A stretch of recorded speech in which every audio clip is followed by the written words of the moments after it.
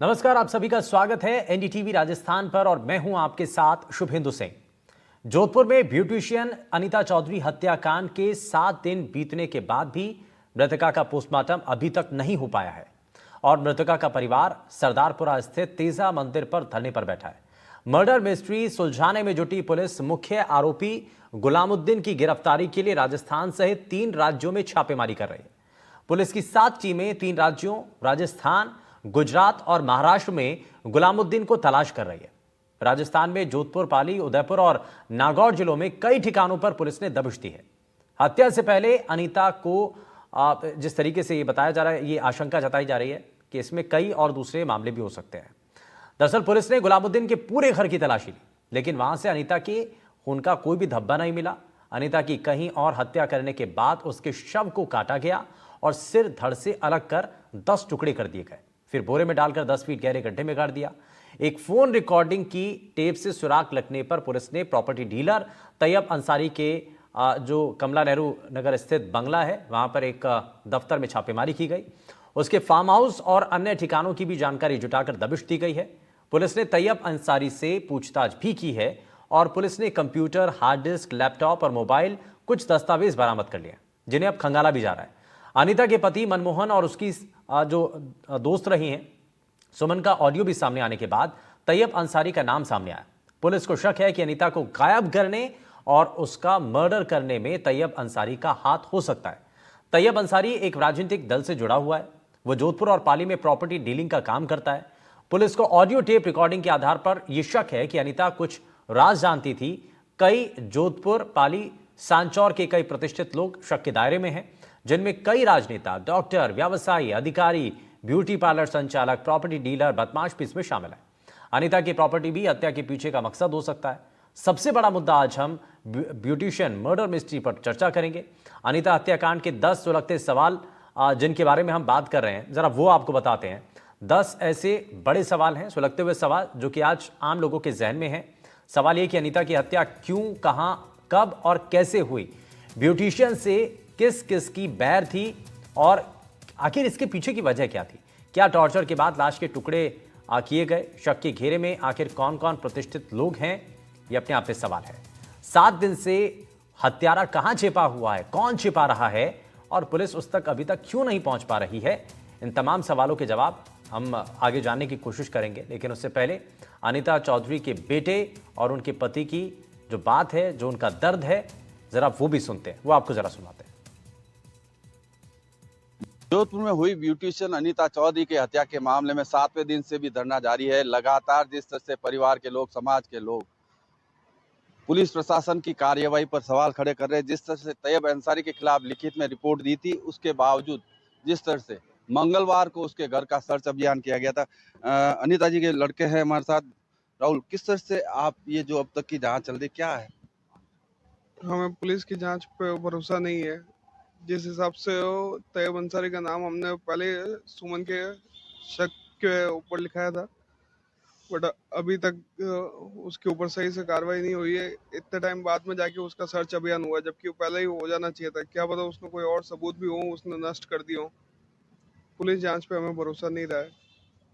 10 दिन हो गए मेरी माँ का गए हुए और 7 दिन हो गए शव मिले हुए, बट अभी तक पुलिस ने हमसे आके कोई बात नहीं की है।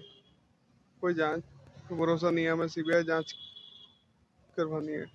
मनमोहन जी, आपकी जो वो बातचीत हुई थी उसके बाद में केस की दशा ही बदल गई और आपने पहले ही उसमें संदेह जताया था तैयब अंसारी को लेके। क्या लगता है अब तैयब के घर के तलाशी हुई है? मेरे पास में पहले दिन फोन आया सुमन का, दूसरे तीसरे दिन जब सुमन ने शंका जताई, जब मैंने कहा, उसी दिन हमने इनका नाम थाने में एफआईआर में दर्ज करा दिया था। पहले शक उसी दिन हो गया था। सुमन ने कहा जब से हो गया था, मैंने कहा ये बंदा कुछ भी करा सकता है, पावरफुल है, कुछ भी करा सकता है, ये बहुत अप्रोच वाला आदमी है। नहीं तो आपको उसी दिन हाथों हाथी संदेह का पूरा शक जता दिया था, बता दिया था पुलिस को। पुलिस ने इतने से क्यों नहीं आगे बता गया। अब हमें पुलिस प्रशासन पे विश्वास नहीं रहा। हमें सीबीआई जांच चाहिए, निष्पक्ष जांच चाहिए। हमारे साथ है संपत किस तरह से ये जो है पुनिया जी पूरा मामला जा रहा है? गड्ढे में दबा देना, फिर टैक्सी में जाते हुए दिखना सारा। जिस दिन एम्स के अंदर बॉडी लेकर आए थे, उस दिन जब इनसे पूछा था, पूछते ही हमें मालूम पड़ गया जो इन्होंने कहानी बताई थी, उसी दिन से पुलिस दबाने में लग गई। पोस्टमार्टम के लिए साइन कर दिए हस्ताक्षर परिजनों ने। 30 को बॉडी मिली, 31 को राहुल और मनमोहन जी ने हस्ताक्षर कर दिए पीएम के लिए। जो यहाँ की एसीपी मौके पे थी और भी बहुत सारे अधिकारी थे। तो पीएम क्यों नहीं करा रही पुलिस आज दिन तक? सबसे बड़ा सवाल ये है कि जो कह रहे हैं कि सब खराब हो जाएगा, सबूत नहीं मिटेंगे, तो पुलिस खुद सबूत मिटाने में लगी है। यहाँ का डीसीपी जो जिले का कप्तान है, वो एकदम खुलेआम कह रहा है कि ये लूट के लिए हत्या की गई। तो हमारा सवाल ये है, उस डीसीपी से कहना चाहते हैं कि कल आप तैयब अंसारी के घर वो अनिता जी से लूटा हुआ माल ढूंढने के लिए गए थे। मतलब पुलिस इस तरह से बचकानी हरकतें कर रही है। उसके बाद में हमारी आखिरी उम्मीद हनुमान बेनीवाल से है, सिवाय उनके कोई सीबीआई जांच नहीं दिलवा सकता। हनुमान बेनीवाल जी ने क्लियर कहा है, जरूरत पड़ेगी मैं तुरंत आ जाऊंगा, आप लोग बैठ के कोई प्रदर्शन का निर्णय लो, उसके बाद में मैं खुद आऊंगा। यानी कह सकते हैं धरना पिछले 7वां दिन है, आज 6 तारीख हो चुकी है, 31 और 30 की रात की बात है जब बॉडी मिली थी। बॉडी मिलने के बाद में परिजनों ने नामजद रिपोर्ट दी थी। नामजद रिपोर्ट के बाद में जिस तरह की कार्रवाई हो रही है पुलिस की तरफ से, उस कार्रवाई को लेकर सवाल खड़े किए जा रहे हैं और ये उनकी जांच से संतुष्ट नहीं है। और यही कारण है कि अब इनकी एक ही मांग है कि सीबीआई से जांच हो, तभी इस पूरे मामले का खुलासा होगा। हालांकि पुलिस ये दावा कर रही है कि जो तैयब अंसारी के घर से डॉक्यूमेंट और हार्ड डिस्क बरामद हुई है, उसमें कई ऐसे कॉल और डिटेल मिलने की संभावना है जिससे ये पता चल पाएगा कि तैयब अंसारी का कितना रोल है। लेकिन कह सकते हैं पुलिस की जांच से परिजन संतुष्ट नहीं है और लगातार धरने पर बैठे हुए हैं। जोधपुर से एनडीटीवी के लिए अरुण हर्ष की रिपोर्ट।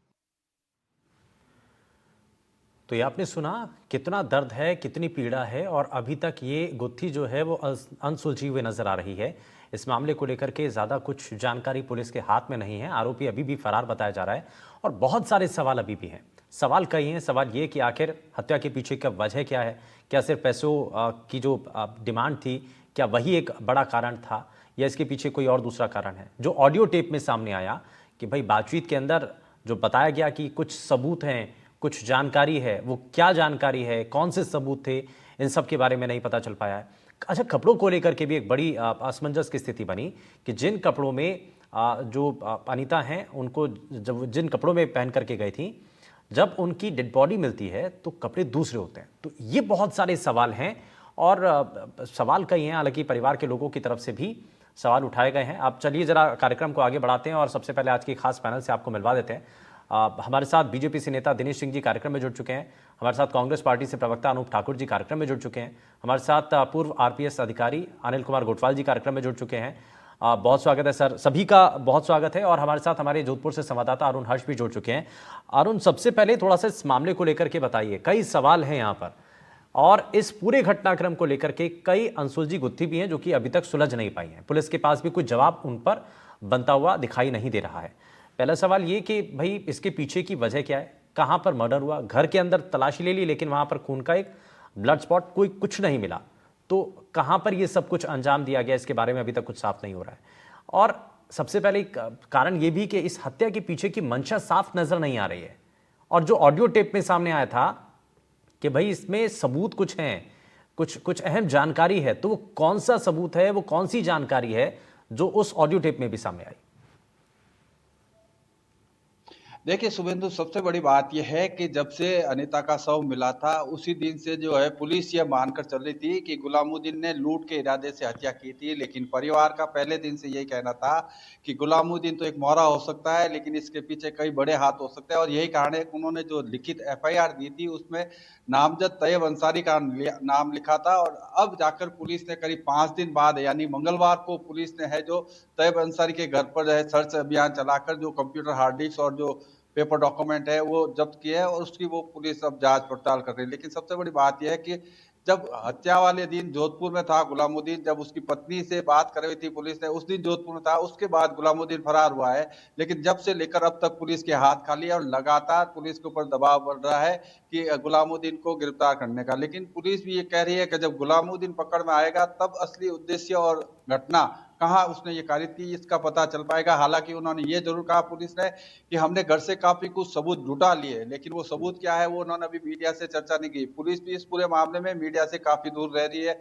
फूक फूक कर कदम रख रही है। चूंकि पहली जो इंटरव्यू दिया था, जो लूट के इरादे से हत्या करने की बात की थी, उसकी थ्योरी उस ऑडियो टेप के आने के साथ, शुभेंदु, जिस ऑडियो टेप में अनिता के पति मनमोहन और अनिता की सहेली सुमन बात करती नजर आ रही है, और उन्हें संदेह होता है कि अनिता की हत्या कर दी गई है, उसके पीछे तैयब अंसारी का हाथ है। यानी कि वो ऑडियो जैसे ही आता है, पुलिस की जांच की दिशा बदल जाती है, और यही कारण है कि अब तैयब अंसारी से भी पुलिस पूछताछ कर रही है। अगर बात की जाए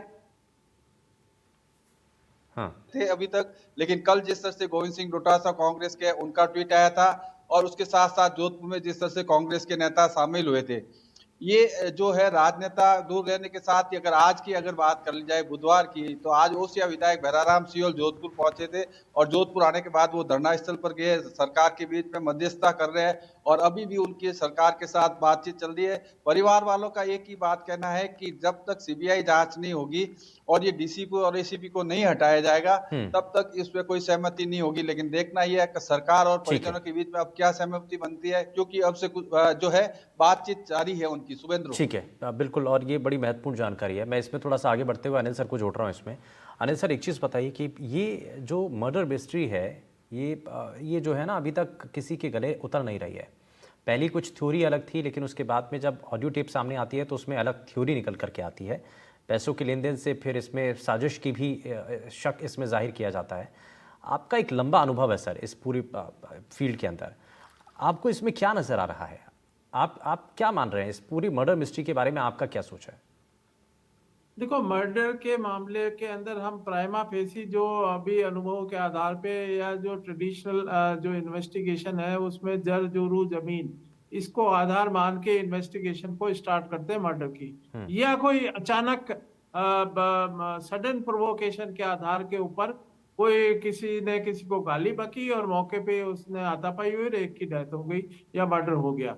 ये चीजें हैं, तो एफआईआर के अंदर जब स्पष्ट है कि कोई ना कोई इनका जो मर्डर हुआ है वो गुमशुदगी से लेके और वहां पुलिस पहुंची है, तो मेरा ये मानना है कि इसके अंदर लाइटली लिया गया इन्वेस्टिगेशन को स्टार्ट के अंदर। 2 दिन तो पता ही नहीं चला, पुलिस वहां मौके पे उसके घर जा रही है और 2 दफे जाके आ गई, और फिर उसी के घर से उसको मुलजिम को कॉल करवा रही है उसकी वाइफ से।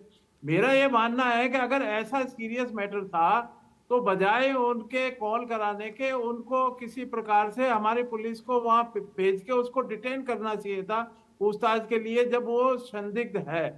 बाकायदा एफआईआर के अंदर जब इस तरह के नाम आए तो सैयद अंसारी जो ये जिसका नाम ले रहे हैं, उसके सर्च के बारे में उसी समय उसका सर्च का अगर पता लगता, तो अब एक जो स्टोरी आई थी पहले कि ये लूट नहीं, इसके गहने या इसके, क्योंकि वो जुआरी है, 12 लाख रुपए हार गया है और इसके ये गहने या नगद पैसे लेके और ये फरार हो गया और वो अपना कर्जा चुकाएगा, तो ये स्टोरी तो फ्लॉप हो गई, बिल्कुल फेल हो गई। क्यों ही ऑडियो वायरल हुआ, ऑडियो वायरल में शंका जाहिर की है इसकी अनीता की सहेली सुमन या सुनीता ने कि ये मेरा भी मर्डर करवा सकते हैं। उसमें उस समय भी ऑडियो टेप में अंसारी का नाम आया था, तो उसके बारे में पूछताछ करनी चाहिए थी। अब जो पता लगा है कि उसके डॉक्यूमेंट प्रॉपर्टी डीलिंग है, मृतका अनीता के नाम पे कोई प्रॉपर्टी इसने अंसारी ने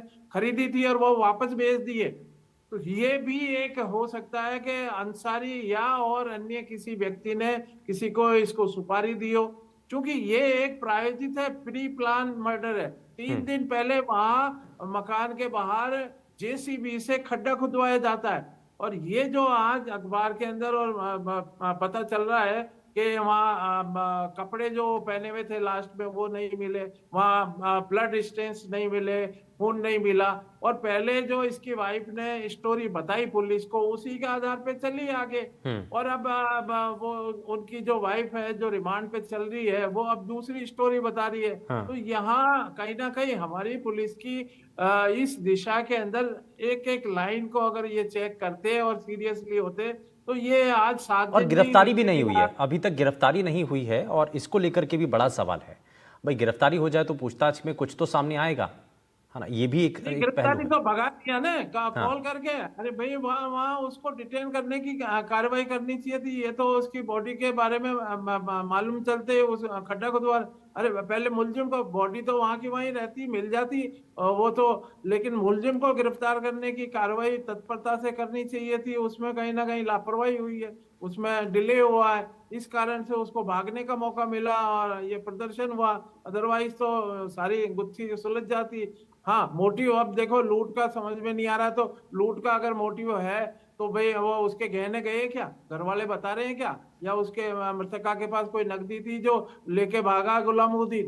तो ये अभी तक बात ही सामने साफ नहीं है। इसका मतलब लूट की जो स्टोरी बताई जा रही है इसमें कहीं ना कहीं कोई सच्चाई कम नजर आ रही है। हो सकता है कि वो बाद में आए।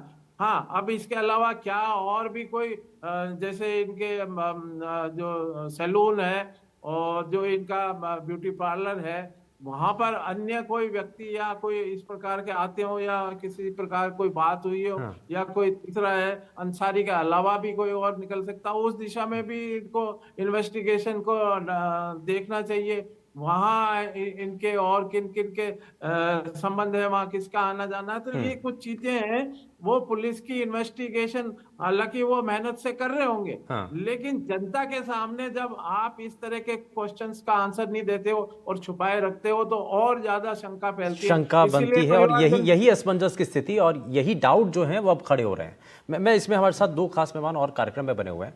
मैं दिनेश जी इसमें सबसे पहले एक रिएक्शन इस पर ले रहा हूँ कि पुलिस की जो व्यवस्था है और अभी तक इस मामले को लेकर के जो ढिलाई है, परिवार के लोगों का बड़ा आरोप है कि इसमें जिस तेजी के साथ पुलिस को एक्शन लेना चाहिए था वो एक्शन अभी दिखाई नहीं दे रहा है। जी शुभेंद्र जी, बहुत दुखद घटना है और मैं पूरे परिवार की जो है उनको इस मतलब जैसे कि ईश्वर से कामना करता हूँ कि जो दिवंगत आत्मा है उनको शांति दे और उनके परिवार को ये मतलब सहने या दुख सहने की क्षमता जो है शक्ति दे। तो उसको देखने के अलावा दूसरा जैसे कि बच्चे जैसे कि अभी ये आरपीएस अधिकारी बता रहे थे कि जैसे उससे पहले होता है ढिलाई या जैसे जो चीज उन्होंने बताई अपने तरीके। देखिए मतलब एक मैं चीज थोड़ा सा ही बताता हूँ कि जैसे कभी कभी ये चीज होते हैं कि मीडिया में कोई चीज जब जैसे आती है शुभेंद्र जी तो वो अलग रुख कई बार ले लेती है ऐसे। तो कहीं ना कहीं देखिए कोई भी पुलिस कप्तान हो गया या जैसे पुलिस अधिकारी या पुलिस महकमा जो है वो नहीं चाहता कि उसके कहीं किरकिरी हो। तो अपने तरीके से दूसरा देखिए अल्पसंख्यक समाज का एक व्यक्ति होने के नाते उनको फूक फूक के कदम रखना पड़ा कि कहीं ना कहीं बाई चांस अगर है कि वैसे अगर कोई किस तरीके से कोई अगर ढिलाई बरतते है या बाई चांस ये होता है कि नाम निकलने का तो उस तरह की चीजें सर ये तो न्याय की बात है, अगर इसमें पेश किसी नहीं कर समाज की पाते। बात थोड़ी है या किसी धर्म की बात नहीं, ये तो न्याय की बात है। नहीं नहीं देखिए होता है इससे पहले भी चीजें कई बार हुई तो मतलब देखिए सभी समाज बराबर हैं लेकिन कहीं ना कहीं जो देखिए जैसे पक्ष और प्रतिपक्ष की जब बातचीत आती है शुभेंद्र तो आप भी मानेंगे इस चीज को कि कहीं ना कहीं इस तरह की चीजें हो जाती हैं। लेकिन अभी देखिए अभी जैसे कि जो दुखद घटना हुई तो उसमें सारे समाज को सभी मतलब पार्टीज को और पक्ष प्रतिपक्ष सभी को साथ में लेके आए। और जैसे अभी बताया गया कि जैसे कि अगर पक्ष की अगर बातचीत करें भाई तो पहले बहराराम पिछली शिवल जैसे कि सरकार में अगर बर्दाश्त कहीं पर कोई ढिलाई आती थी आप भी तो एग्रेसिव होते थे ना, आप कहते थे कि आपकी सरकार क्यों नहीं अभी तक नहीं गिरफ्तारी बिल्कुल करवा रही है, बिल्कुल पुलिस होना आपके अंडर है, आप बिल्कुल क्यों नहीं कहते हैं, है ना। बिल्कुल होना बनता है बिल्कुल होना बनता है। और ये देखिए जैसे किसी भी तरह कोई चीज अगर होती है कोई अगर कोताही या ढिलाई अगर हो तो उसमें होना बनता है। लेकिन पक्ष जो है वो भी उस तरीके से उतना एग्रेसिव है। जैसे बहराराम शिवल जो है वो अगर खुद अगर पहुंचे उस तरीके से सामने सामने तो बीजेपी से ही है तो उस तरीके से हो गया। जैसे और भी जैसे अन्य जैसे लोगों का जैसे नाम लिया जा रहा है तो मैं देखिए अपने तरीके से अभी यही चाहूंगा कि मतलब जल्दी से जल्दी त्वरित जो कार्रवाई हो ठीक किया है। जाए और पुलिस महकमा हो गया और जो भी लोग इन्वॉल्व हैं तो उनको जिस तरीके से जल्दी पकड़ा जाए। और दूसरे देखिए अनिता चौधरी का जैसे बताया गया कि सामने सामने इनके सामने दुकान थी जो मुख्य आरोपी जो फरार है। उसके अलावा देखिए तैयब अंसारी जो है वो प्रॉपर्टी डीलिंग का काम करता था और ये भी प्रॉपर्टी डीलिंग का काम करते थे। तो कहीं ना कहीं हो सकता है किसी प्रॉपर्टी के विवाद को लेकर के अंदर खाने कोई ऐसी चीज हो।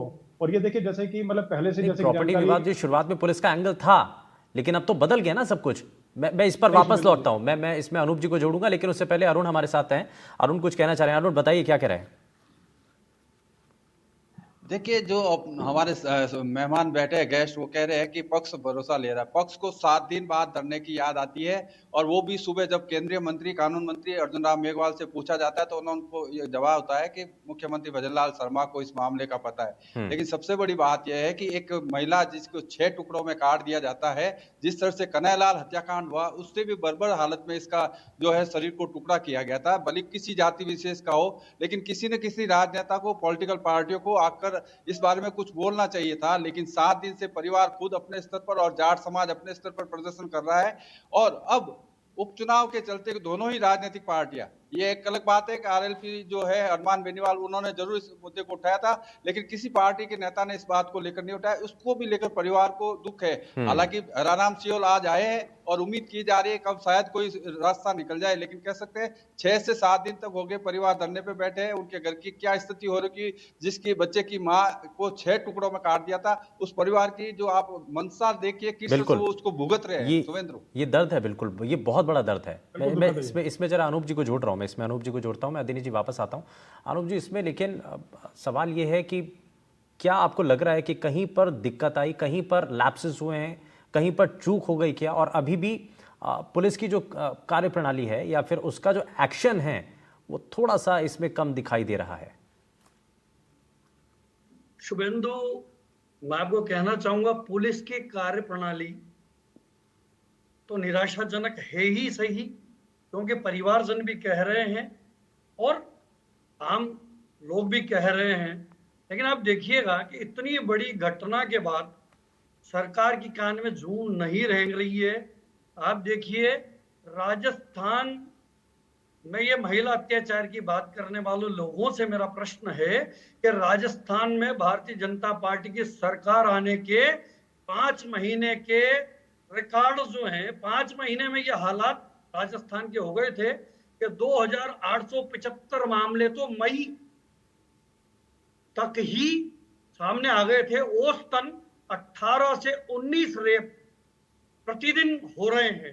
मुख्यमंत्री जी के भरतपुर में 8 वर्ष की बच्ची से रेप होता है और ये कह रहे मुख्यमंत्री जी को अवगत करा दिया गया है। रेलवे प्लेटफॉर्म पे नाबालिग बच्ची से रेप हो जाता है।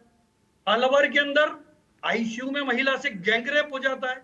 चलती बस में गैंग रेप हो जाता है और फिर भी ये कहते हैं कि हमारी सरकार अच्छी है। मैं पूछना चाहता हूं, ये डबल इंजन की सरकार, कानून व्यवस्था तार तार, महिलाओं पर अत्याचार और फिर भी सरकार अच्छी, तो ये कैसे संभव है शुभेंदु? मुझे आप बताइए।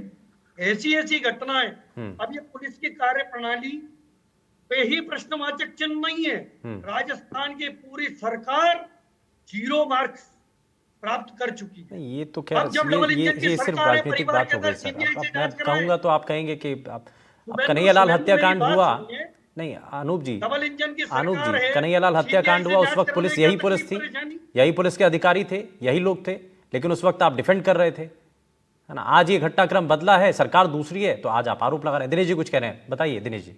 शुभेंदु, आप देखिएगा, मैं आपको वो रेट भी बता दूंगा कि हमारे पहले समय में बोला, जो तो मैं बताना चाहूंगा ठीक कि है, मर्दों ठीक है का अनूप जी। प्रदेश कौन बोलता है? जैसे जिस टाइम पे एक भट्टे में एक बेटी को, एक बच्ची को देखिए मैं फिर से कह रहा हूं कि इस मामले को लेकर राजनीति नहीं होनी चाहिए, इसका ठोस इस पर कार्रवाई होनी चाहिए और संज्ञान लेना चाहिए इस पर। मैं शुभेंद्र जी, मैं अपनी पार्टी की तरफ से मतलब पूरे तरीके से बता रहा हूँ कि जो हुआ दुखद था और हम लोग पूरे तरीके से परिवार के साथ में हैं। और अगर इनको कांग्रेस को लगता है कि किस तरीके से कोई कोताही है, किसी बच्चे तो उनका स्वागत है। हम लोग आप आइए, सहयोग कीजिए ना। आप आइए, आपको देखिए अनूप जी, आप नहीं अनूप जी, आपको अगर लगता है भाई राजस्थान की एक बेटी के साथ अगर इतना गलत हुआ है तो मुझे लगता है कि सभी लोगों को साथ में आकर के काम करने की जरूरत है ना, इसमें पार्टी छोड़ दीजिए।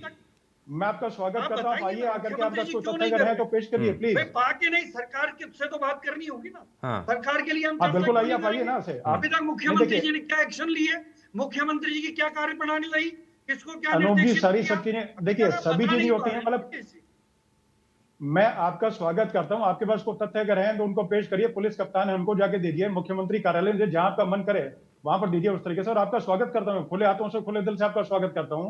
आपकी पूरी पार्टी का स्वागत करता हूं, आपके सभी कार्यकर्ताओं का स्वागत करता हूं। आपको जहां लगे कि हाँ कोई कोताही हुई, कोई चूक हुई है, तो पुलिस कप्तान है, उनसे जाके मिलिए। मैं दिनेश जी इसी बात पर मैं आपसे ये कहना चाह रहा हूं सर कि आप बताइए, आरोपी की गिरफ्तारी तो होना दूर की बात है, लेकिन जो परिवार के लोगों का बड़ा आरोप है, वो पुलिस कर्मियों के ऊपर आरोप लगा रहे हैं, अधिकारियों के ऊपर आरोप लगा रहे हैं। वो कह रहे हैं कि भाई कार्रवाई ठीक तरीके से नहीं कर रहे, आप हटाइए ना उनको। क्यों नहीं कर रहे हैं फिर? ये तो परिवार के लोग ही कह रहे हैं ना। देखिए, होते हैं बहुत सारी चीजें ऐसी होती है, जैसे कि केस जो होता है उसको पूरा एयर टाइट बनाने के लिए मैं किसी को डिफेंड करने की बातें कुछ नहीं कर रहा, क्योंकि मैं पूरे तरीके से मैं आईओ जो है उनसे बातचीत करके या एसएचओ या डीसीपी जो है उनसे बातचीत करके नहीं बैठा हूं। तो मैं एक तरह से देखिए कि जैसे अपने तरीके से, जैसे कि अगर सही मतलब कुछ भी जांच कर रहे हैं दिनेश तो जी, जांच जब तक देखिए देख भ्रमित रही है करने के लिए आपको बात पहले करके आबिदा आना जो थी चाहिए उसने था। भ्रमित करने की कार्य जनता किया, जवाब की मुख्य उम्मीद कर आरोपी रही जो है, है उस पेटी टाइम की फरार नींद है। पर बैठे हैं तो अपने और तरीके से आप कह देखिए रहे हैं जैसे मैं पता तैयब करके अंसारी नहीं घर आया पे हूँ। जो है जांच अरे पड़ताल हुई 10 है, दिन में जब इसके आप प्रवक्ता आगे भी हैं जहां भारतीय जहां जब जनता जाएगी पार्टी जांच के, जाएगी तो जांच जा आपको ये करके पता नहीं और है पूरा 6 एयर टाइट टुकड़ों केस में बना काट करके दिया गया सामने एक पेश किया महिला को, जाएगा। और उससे आप कह पहले रहे हैं किसी मैं को पता लगता है करके उस नहीं तरीके आया से हूँ। तो देखिए वो भाइयों जांच का से बात सहयोग करे। करके नहीं आया हूँ। आप किस हैसियत से यहाँ पे बैठे हैं? तो आप भारतीय मैंने जनता ये पार्टी के बताया कि उस प्रतिनिधि, बारे में आप एक भाजपा पल के की जानकारी प्रतिनिधि ले। अनूप हैं, जी, बातों तो को आपको घुमाने के लिए पता हम करके नहीं है आना यहाँ पर। चाहिए था इन्वेस्टिगेशन आपका ऑफिसर स्वागत, से। नहीं सुनिए, आपको पता मैंने करना बोला चाहिए कि था एसपी से, मैंने आपको सुनिए पूछना बातों को चाहिए था पकड़ने के लिए डीआईजी से। मान्यवर, जो मैं आपको बताऊंगा कि परिवारजन अगर आपकी बात कर सरकार रहे हैं के तो समय अगर उस परिवारजन तरह की का बातें जो करूंगा तो उस टाइम तो आरोप है इतनी क्यों इतनी नहीं इस तरह जांच की बातें, करते, इस क्यों तरह के नहीं बयान पुलिस आते की थे। कार्यवाही हम बदलते, लोग तो पूरे तरीके साथ अधिकारियों में को उस क्यों टाइम नहीं पे साथ में बदलते, था, अभी भी साथ जांच में। अधिकारी क्यों नहीं कन्हैया बदलते? लाल जी के बारे में अब दिन जैसे हो बताया, गए, कन्हैया लाल मर्डर आप केस में आप कौन लोग सी कहाँ साथ में थे सरकार, बताइए ना आप। कौन सी अच्छा नींद सो ठीक इस है, तरह रही की है बातें भारतीय नहीं जनता ठीक करते है आप पार्टी लोग, अनूप जी, साथ में ठीक है, स्वागत है। मैं एक मिनट जरा उनसे बातें जवाब नहीं लेते हैं, बताया। दिनेश जी। अब इसमें कार्रवाई की क्या उम्मीद है? चिंताजनक देखिए मुद्दा अब है। कार्रवाई जैसे होगी पूरे पुलिस, राजस्थान में अनूप और जी, कब तक मतलब इंतजार किया जाए? प्लीज पूरा है ना, राजस्थान देखिए रेगिस्तान बन ऐसे चुका है, है जो भी और ये चीजें, कह रहे जैसे हैं मैंने कोई भी अनूप जी पुलिस ठीक है, अधिकारी, कोई भी ठीक है। बात अपने नहीं पर की कोई है। भी मतलब सरकार धब्बा का या कोई दाग नहीं प्रतिनिधि लगाना जवाब चाहता देने है को तैयार तो नहीं अपने है। तरीके से भारतीय जनता मैंने जो पार्टी के बताया था इससे प्रवक्ता के पहले कि पास मैं जवाब बातचीत नहीं करके है, नहीं है, उसका मेरा कौन मतलब था देगा जवाब? कि अभी इस टाइम की सभी चीजें जो है वो किस टाइम आप क्या क्या चल रहा है, अगर पुलिस की सभी चीजें होती हैं वो अपने अधिकार क्षेत्र में जो चीजें होती है तो वो तभी आउट करते हैं, मीडियम तभी लेके आते हैं जब केस एयर टाइट बन जाता है। सभी मुद्दों को, सभी पहलुओं को, सभी पक्षों को देख करके, एक एक एंगल को देख करके, सभी नजदीकों दिनेश को, जी कितने दूर मुद्दे मैं आपको बताऊं, जो कितने जो दूर सारे लोग हैं गैंग रेप उनको बताऊं? लेकर के पूरा देख करके पूरी जांच पड़ताल 2875 होती है। मामले तो महिला उसके हो बाद चुके लेकर थे। के ये सामने आते हैं कि हाँ सरकारी ठीक है आंकड़े भाई इन इसमें पक्षों साफ पे, साफ नजर आ रहा इन है। एंगल ठीक को है, देखे गए हैं। ठीक है, ठीक है। मैं इसमें अनिल सर को जोड़ रहा हूँ जरा इसमें। अनिल सर, इसमें बहुत बहुत सारे सवाल हैं, बहुत सारे सवाल हैं। आप देखिए कपड़ों में, जिस कपड़ों में गई जो ब्यूटिशियन है वो बाद में दूसरे कपड़ों में मिलती हैं। मंशा अभी तक साफ नहीं हो रही है। आरोपी की गिरफ्तारी को लेकर के सवाल है। ऑडियो क्लिप सामने आया है ना, जो बातचीत का था, अब उसमें बहुत सारी नेताओं और इसमें कई लोगों के शामिल होने को लेकर के भी संदेह है। इस पर शक बड़ा जाहिर किया जा रहा है। अब इसकी जांच किस तरीके से हो, क्योंकि कुछ लोगों का ये कहना है कि भाई आगे जांच सीबीआई को सौंप दी जाए या आगे बढ़ा दी जाए। नहीं, देखिए शुभेंदु जी, सीबीआई भी हमारी पुलिस ही है और वो कोई बाहर की नहीं है, विदेश की नहीं है। राजस्थान पुलिस के डेपुटेशन पे जाते हैं और भी अन्य स्टेट से जाते हैं। तो इन्वेस्टिगेशन करने का जो तरीका है और एक प्रेजेंटेशन का तरीका है, कम से कम परिवारजनों को बुला के उनको ठीक बताते है। कि हाँ हमने ये कार्रवाई कर ली है, हाँ, आप और आउट नहीं हो मतलब आप पूरे प्रेस लेकिन में लेकिन नहीं बहुत सारे अनसुलझे सवाल अभी भी बने हुए हैं जिसको लेकर के जवाब नंबर मिलना एक, चाहिए। और उम्मीद यही है कि मैं तो इसमें ये कम से कम राजनीति नहीं होनी चाहिए, इसमें ठोस कार्रवाई की गुंजाइश है। बहुत शुक्रिया सभी खास मेहमान हमारे साथ कार्यक्रम में जुड़े। अरुण, बहुत शुक्रिया, आप जुड़े हमारे साथ, आपने जानकारी दी है। लेकिन जिस तरीके से ये सवाल भी उठ रहे हैं, इसका जवाब सभी लोग जानना चाहते हैं कि आखिर इसके पीछे की वजह क्या थी और कौन आरोपी अब तक गिरफ्तार क्यों नहीं हुए हैं, बड़ा सवाल। यार रुक एक छोटे से ब्रेक के लिए कहीं मत जाएगा, बने रहिए एनडीटीवी राजस्थान के साथ। नमस्कार।